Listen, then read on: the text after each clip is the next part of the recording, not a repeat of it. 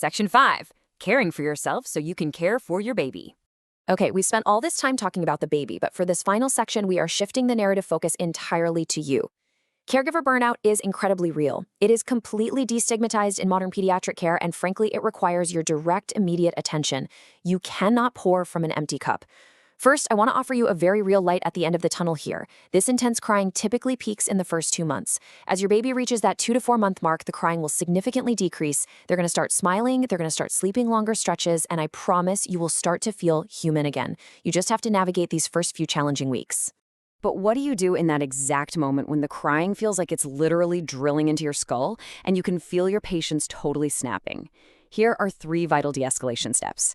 Step 1. Put the baby safely in their crib. Even if they're screaming, the crib is safe. Step 2. Leave the room. Physically put a closed door between you and the crying.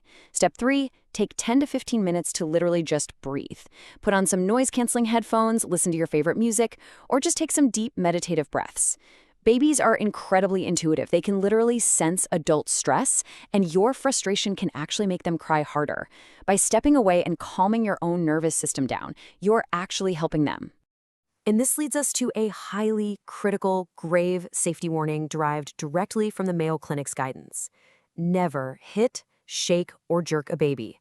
No matter how angry or completely sleep-deprived you get, shaking a baby in a fleeting moment of lost control can lead to severe, irreversible brain injury or even death.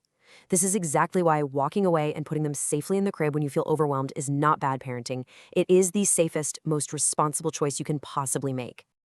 Finally, please know that you do not have to do this whole parenting thing entirely alone. Ask for help completely guilt-free. Tag in your spouse, or ask family and friends not just to come hold the baby, but to do your laundry, run some errands, or cook a few meals.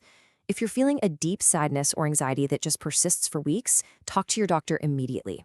Postpartum depression is very real for both mothers and fathers. And if you ever find yourself in a crisis moment, reach out to hotlines. In the US, the National Alliance on Mental Illness has a free helpline you can call at 1-800-950-6264. Asking for help is not a sign of weakness, you guys. It is the ultimate sign of strength as a parent. We're going to wrap up this explainer with a really powerful reminder. Taking a break makes you a better parent. Self-care is quite literally childcare. By keeping yourself calm and supported, you're creating the best possible environment for your little one to thrive.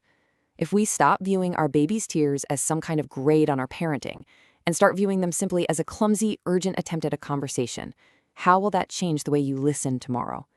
Thank you so much for joining me for this explainer, and I truly wish you a very quiet,